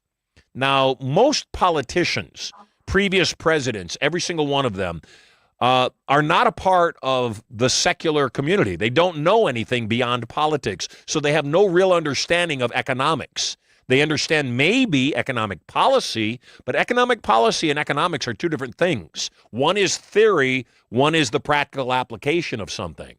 The practical application is really simple. When people are selling more goods and services, they have more money to buy more goods and services. It's that simple. How do we get there? Eliminate taxes, keep more cash in people's pockets. You know, the IRS in the whole tax code is set up to maximize the government's profitability. Why? Because if I defer my taxes, if I put my taxes in a proper order, if I take my real estate that I just sold and immediately reinvest that money into another piece of real estate, including the profits, I don't pay taxes on the profits until I realize them. Why would the government want me to do that? If I make $1 million net and I immediately reinvest all of that into a commercial building that then grows in its value by 4 or 5 million, now the government can tax me on my 5 million rather than the original million. The government wants me to keep money in play for their own selfish reason. So that's the first thing that the big, beautiful bill does, is it keeps more money in play. It starts to eliminate taxes, reduces exposure for people. The second thing it does is it massively encourages people to run their businesses from the U.S., in particular, manufacturing outcomes. So all the big manufacturers of electronics, Apple and LGT and any of the other major manufacturers of electronic goods in particular, now instead of making them in Asia where they're dirt cheap because they use slave labor and they violate human rights, now they're all being done here in the United States so that they can be produced here. Yes, the manufacturers themselves will have to pay more for their goods and services. Will they pass on those increased costs to their consumer? They can make the try. They can attempt it. That doesn't mean the consumer will respond. You know, right now, Elon Musk has a brand new phone that is a competitor to the iPhone. He's going to call it the Pi phone. The Pi phone will sell for $200, $199. But that's not the great part about the Pi phone. The Pi phone not only will sell for $200, 20% of what iPhones are selling for. The other great thing is they're all satellite connected, which means we won't need cell service anymore. They'll automatically be connected to the satellite, which means there's no monthly cost. People say, how in the world can somebody make money? Eyeballs, attention, velocity, movement. That's how we make money. But here, but I want to give you more. I want to give you more. I like you. And here's the more I want to give you. One of the things that I help people like you who have, is it your own business or are you working for somebody else? It's mine. It's my LLC. Love it. So if you have an LLC and you do a thing, whatever the thing is, carpet cleaning, roof repair, pest control, whatever it is, one of the things that you want to do as a business owner is lose your myopic viewpoint, lose your myopia about your business. If your business is carpet cleaning, you're cleaning carpets are you mostly commercial or residential? Mostly residential and predominantly furniture. I could use the carpets to get in the door. Even better. So if your business is predominantly furniture cleaning, poor people don't clean their furniture. Broke people don't clean their furniture. They barely clean their carpets. The stain just stays there. Wealthy people clean their furniture. Wealthy people have you come in to take care of those details. So the question that I always have for a business owner is, what other business could you be doing with the people you're already doing business with? When Amazon first launched, and I know you remember this because you look to be about my age, when Amazon first launched, Bezos lost billions of dollars every single year. I remember when it first launched thinking to myself, how can anybody stay in business losing billions of dollars every single year? But do you know what Amazon sold when it first launched? Recycled school books. Yes, just books, just recycled school books. Then he moved to books in general, still was losing billions of dollars. And it wasn't until Jeff realized, I'm not in the book business. I'm in the distribution business. I've learned how to harness the internet to distribute whatever it is that I sell, and then went from selling books to selling everything. That's what you need to do as a business owner. You need to say is, how can I better serve all of my customer base? If I'm a realtor or if I'm in the home services business, which you are, then how do I fill their needs on every other home service need they might have? Do I partner up with an HVAC person or a roofer or a pest control or a realtor? How do I get more referrals from the realtors or, those other related businesses, because they're all dealing with homeowners? Should I, because I'm going in and I'm cleaning somebody's couch and I'm vacuuming and deep cleaning their carpet, and while I'm there, I hear them talking in the background about financial challenge. Can I give them a recommendation for a mortgage expert that can refinance their home and give them better cash flow and get a marketing, payment from that? Could I tell every single home that I enter into, because they're likely homeowners, can I tell them about an event called Turning Point or a show called Marshall Silver Live, and create massive back-end affiliate commissions just for telling people that I'm already doing business with, that know, like, and trust me, some other ways to make their lives better? As a business owner, our job is to solve the need of our consumers, of our customers. Our job is to not be myopic, not be singularly sighted. Our job is to say, how many other needs can I serve of these people? Okay. So, do you have a database of customers right now? I've started. I partnered with a partner of mine who understands how to use QuickBooks correctly, so it's searchable. And I'm about 4 months into that endeavor. Got it. So, how many unique customers do you think you have? Absolutely unique between commercial and residential, about 122. Got it. So you've got 122 people that know, like, and trust you, that you've provided services for, that if you were to even send out an email that said, hey, I just wanted to say I was thinking about you, wanted to wish you a happy new year. I stumbled upon a live broadcast every single day that gives away cash and advice. I think it's a great show. You should check it out.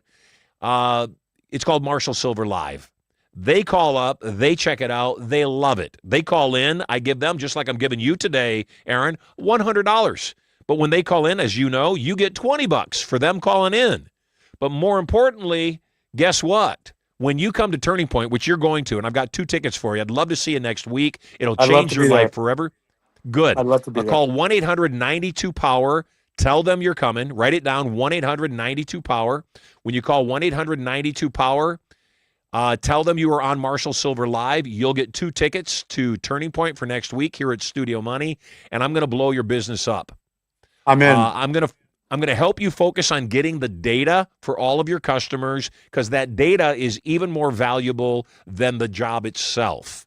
And once you have that data and you're able to market to those people on a regular basis, one referral to Turning Point could turn into $15,000 to $20,000 in affiliate commissions for you. And you'll learn That's all what I about that when understand. you attend Turning Point next week.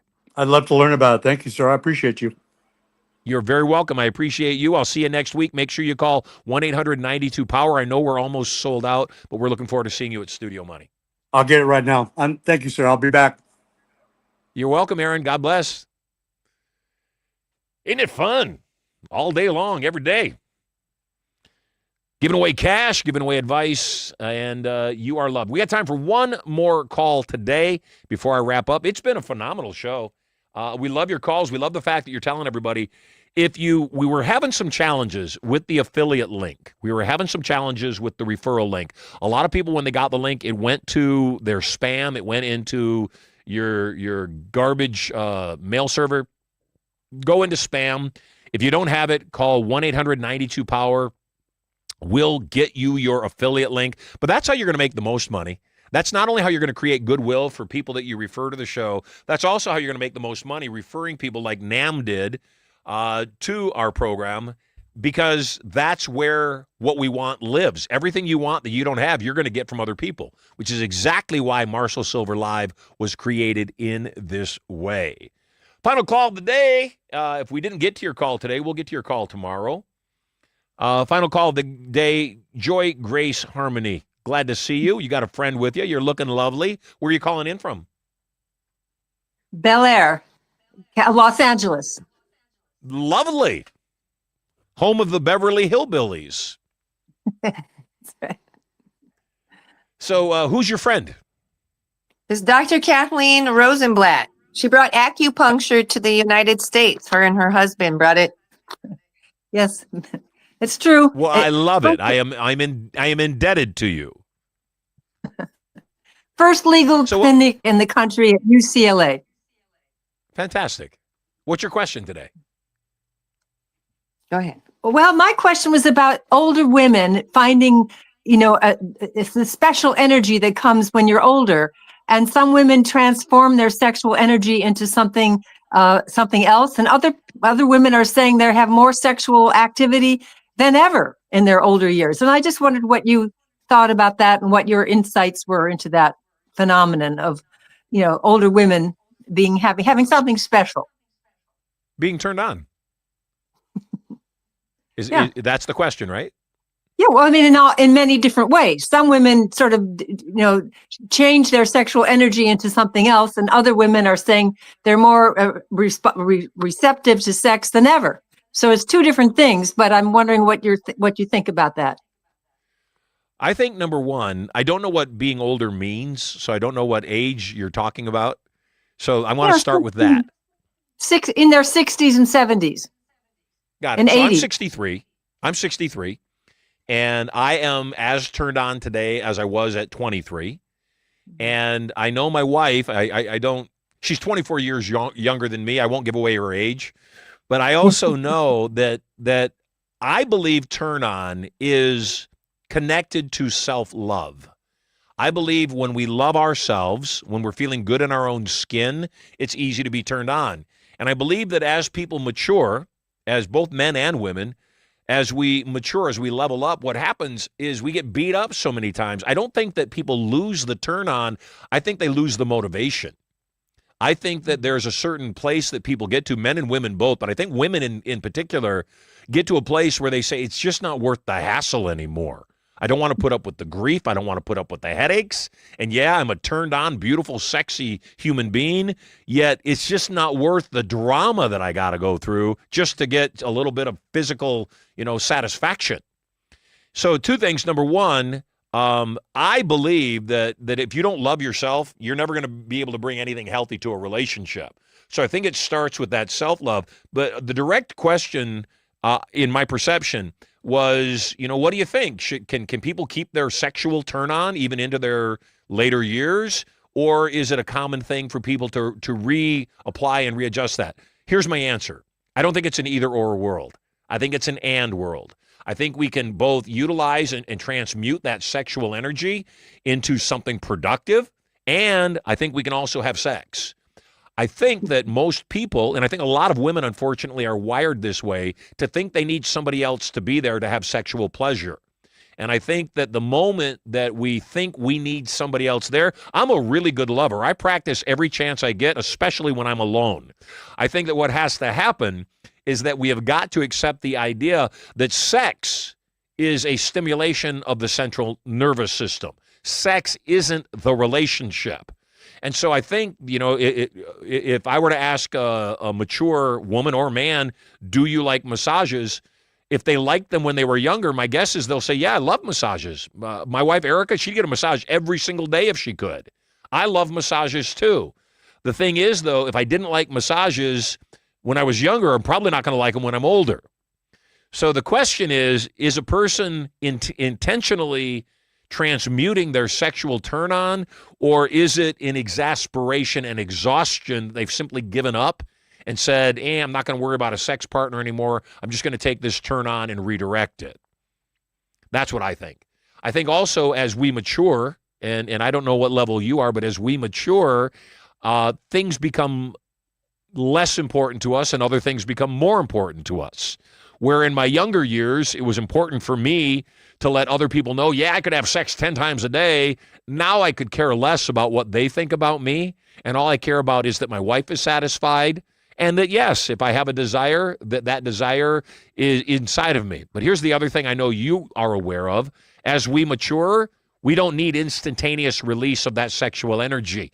It's okay to let it percolate. It's okay to let it live inside of us and have turn on not be released and to live in that turn on. I don't know you very well. I know Joy Grace very well. That's where she lives. She lives in that turn on. She lives in that energy of being able to turn on people around her too. And that is the greatest power. Whether I'm a man or I'm a woman, when I come into a room and the turn on in the room turns up, that's charisma.